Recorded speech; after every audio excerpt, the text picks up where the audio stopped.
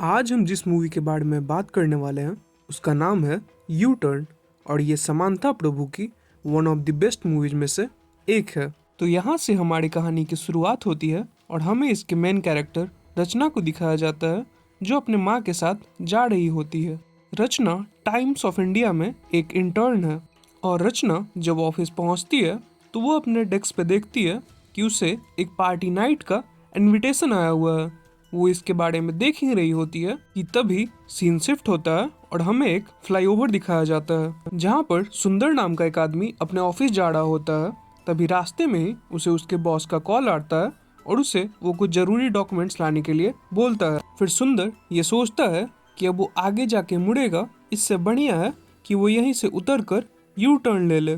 उसके बाद हमें दिखाया जाता है कि सुंदर अपने बाइक से उतरकर दोनों रास्तों को डिवाइड करने वाले पत्थरों को थोड़ा सा हटाता है और फिर वहीं से यू टर्न ले लेता है। पर ये सारी चीजें वहां पर बैठा एक भिखारी देखते रहता है और वो अपने पास पड़े एक डायरी में सुंदर के गाड़ी का नंबर नोट कर लेता है। इसके बाद सीन शिफ्ट होता है और हमें सॉरी इसके बाद हमें रचना को दिखाया जाता है, जो अपने ऑफिस का काम खत्म करके घर लौटने की तैयारी में होती है। उधर दूसरी तरफ सुंदर भी अपने ऑफिस से काम खत्म करके घर लौट आता है। उसके बाद हमें ये दिखाया जाता है कि सुंदर का बेटा बहुत ही अजीब तरीके से अपने चौक से यू लिख रहा होता है। उसकी माँ ये देखकर उस पर गुस्सा करती है और वो स्लेट लेकर नीचे फेंक देती है। और इसी बात पर सुंदर और उसकी बीवी में अनबन स्टार्ट हो जाती है और उसकी बीवी वहां से खाना छोड़कर चली जाती है। अब दोनों मियाँ बीवी में थोड़ी अनबन हो गई थी, इसलिए सुंदर को आज रूम के बाहर ही सोना पड़ता है। जब सुंदर सोने जा रहा होता है तो उसे दिखाई देता है अपने बेटे का वही ड्राइंग किया हुआ यू। वो उसे देखता है और फिर उसे साइड रखकर सोने चला जाता है। इधर दूसरी तरफ उसकी बीवी इस बात के लिए बहुत गुस्सा रहती है कि क्यों इतनी छोटी सी बात के लिए उसका पति बार बार जिक करता है, और वो अपने बेटे को लेकर घर से बाहर निकल जाती है। इधर सुंदर जब सोया रहता है तो उसके पास बहुत ही अजीब तरीके से कुछ आता है और उसके बाद सीन शिफ्ट हो जाता है और सुबह हो जाती है और हमें समांथा को दिखाया जाता है, जो कि हर दिन की तरह ही अपने ऑफिस जा रही होती है। रास्ते में उसी फ्लाईओवर पर उसे दिखाई देता है कि किसी ने वो पत्थर हटाया, तो पहले वो वहां जाकर पत्थरों को सही करती है। फिर वो उसी भिखारी के पास जाती है जिसने कल सुंदर की गाड़ी का नंबर नोट किया था। वो उसे कुछ पैसे देती है और बदले में वो भिखारी उसे वो डायरी दे देता है। फिर हमें दिखाया जाता है कि रचना अपने ऑफिस आ जाती है और अपने ऑफिस में आकर वो किसी को कॉल करती है और उसे उसी गाड़ी के नंबर के बारे में पता करने के लिए बोलती है। फिर वो अपने कलीग आदित्य के पास जाती है, जो एक क्राइम रिपोर्टर है। आपको बता दें कि रचना आदित्य को लाइक करती है और आदित्य के मन में भी रचना के लिए कुछ ऐसे ही ख्याल है। रचना आदित्य से उसी फ्लाईओवर की पूरी रिपोर्ट मांगती है जिस फ्लाईओवर के बारे में वो जांच पड़ताल कर रही होती है। आदित्य कहता है कि वो उसे जितनी जल्दी हो सके दे देगा।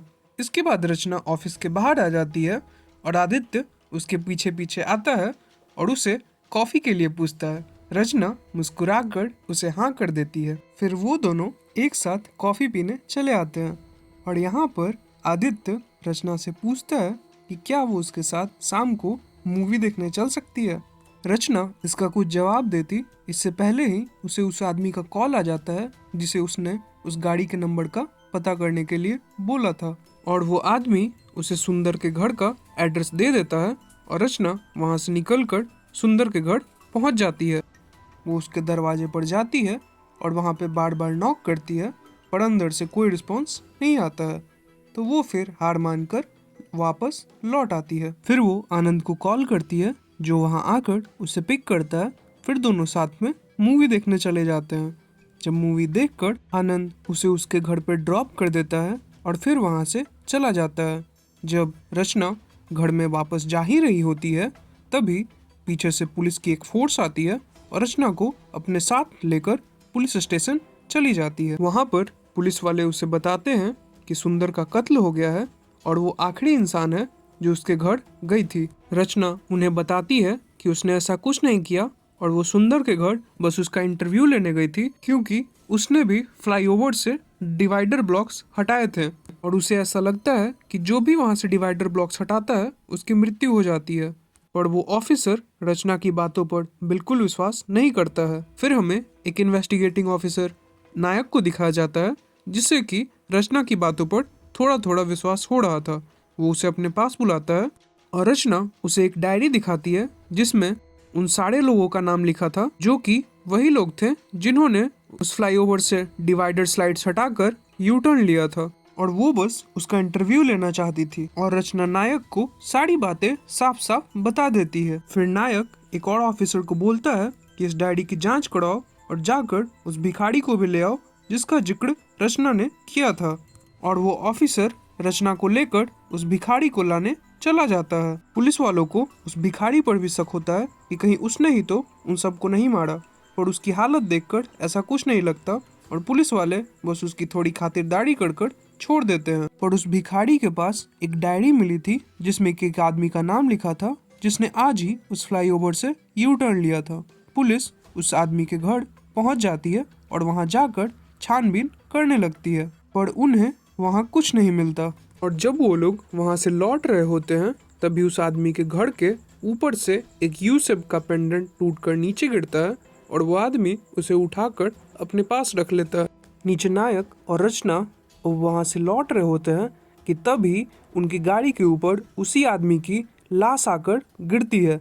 ये देखकर उन दोनों की जान हलक में ही रह जाती है। इसके बाद नायक रचना को उसके घर छोड़ देता है और अगले दिन वो सारे डॉक्टर्स को अपने पास बुलाता है जिन्होंने इन सारे लोगों का पोस्टमार्टम किया था, और वो उनसे पूछता है कि इन सारे लोगों में ऐसी कोई कड़ी या कोई कॉमन चीज मिली क्या। तो उनमें से एक डॉक्टर बोलता है कि हाँ, उन सब में एक चीज तो जरूर कॉमन था कि उनके शरीर के किसी न किसी अंग पे एक यू शेप का मार्क बना हुआ था, और ये ज्यादातर ऐसे केसेस में होता है जो एक दूसरे से लिंक्ड हो। वहीं दूसरी तरफ हमें रचना को दिखाया जाता है जो कि अपने ऑफिस जा रही होती है, पर तभी वो नायक को कॉल करती है और उसे अर्जेंट खुद से मिलने के लिए बोलती है। नायक तुरंत रचना से मिलने आ जाता है और यहाँ पर रचना उसे बताती है कि जब वो अपने ऑफिस जा रही थी तो वो दो लड़कों को देखती है कि वो भी फ्लाईओवर से यू टर्न लेने की कोशिश कर रहे थे। वो उन दोनों को रोकने की कोशिश भी करती है पर वो दोनों उसकी एक भी बात नहीं सुनते और वहां से यू टर्न ले लेते हैं। और अब रचना को ऐसा लग रहा था कि उन दोनों के साथ भी वही ना हो जैसा इससे पहले उन लोगों के साथ हुआ है। ये सारी बातें सुनकर ऑफिसर ये डिसाइड करता है कि वो उन दोनों को लेकर यही पुलिस स्टेशन चला आएगा।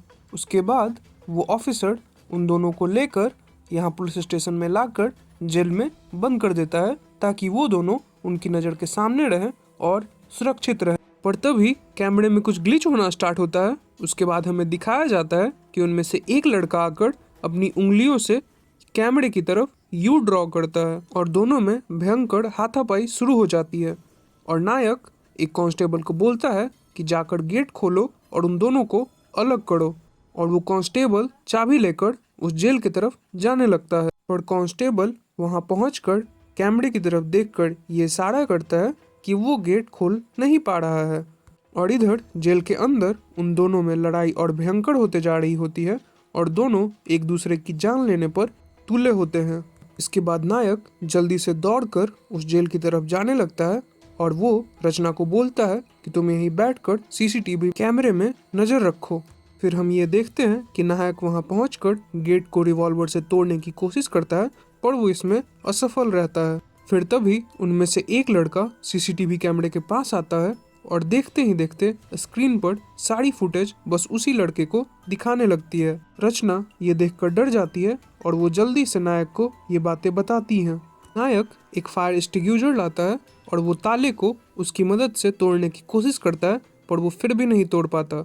इतने में वो दोनों एक दूसरे की जान लेने ही वाले होते हैं कि नायक फायर एक्सटिंग्विशर खोलकर उन पर धुआं छिड़क देता है। और जब धुआं हटता है तो हम ये देखते हैं कि वो ताला अपने आप खुल चुका है और नायक और वो ऑफिसर्स जल्दी से दौड़कर अंदर की तरफ जाते हैं तो देखते हैं कि उनमें से एक की मौत हो चुकी है और दूसरा उसके सामने ही बैठा हुआ है। नायक उससे पूछता है कि उसे क्या हुआ पर वो कोई जवाब नहीं देता। पर नायक जैसे ही उसके पास आता है वो नायक की रिवॉल्वर छीनकर खुद को गोली मार लेता है। रचना ये देखकर बिल्कुल सुन्न रह जाती है और वहां से अपने घर वापस लौट आती है। और अगले दिन हमें दिखाया जाता है कि रचना एक आदमी के यहाँ जाती है जो कि उसी डायरी में लिखा हुआ एक इकलौता इंसान था जो जिंदा बचा हुआ था। उसका नाम हितेश था और वो ये बताता है कि ऐसा नहीं है कि उसके साथ कुछ नहीं हुआ।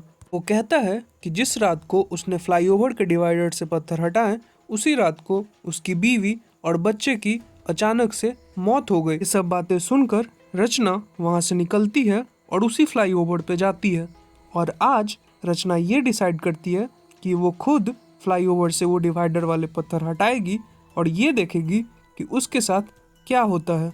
रचना डिवाइडर से पत्थर हटाकर यू टर्न लेती है और जैसे ही वहां से आगे बढ़ने वाली होती है तो उसे ऐसा महसूस होता है कि कोई उसका पीछा कर रहा है। उसे लगता है कि बस ये उसके मन का वहम है और फिर वो आराम से अपने घर आ जाती है। फिर थोड़े ही देर में रचना सोने के लिए अपने बेड पर चली आती है और अपने बॉयफ्रेंड आदित्य से चैटिंग करने लगती है। आदित्य इससे आई लव यू बोलता है और रचना उससे रिप्लाई करके गुड नाइट बोल के वो भी आराम से सो जाती है। तभी रचना को ऐसा महसूस होता है कि वो किसी बीच सड़क पे है और जब उसकी आंखें खुलती है तो वो देखती है कि वो उसी फ्लाईओवर पर है जहाँ से उसने यू टर्न लिया था। रचना को ये महसूस होता है कि उसके आसपास कई लोग खड़े हैं और ये वही लोग हैं जिनकी मृत्यु उसी फ्लाईओवर से यू टर्न लेने के कारण हुई थी। फिर रचना ये देखती है कि दूर से एक स्कूटी आती है और वहाँ पे रखे पत्थरों से टकराकर नीचे गिर जाती है और उस पर और कोई नहीं बल्कि हितेश की बीवी और बेटी थी।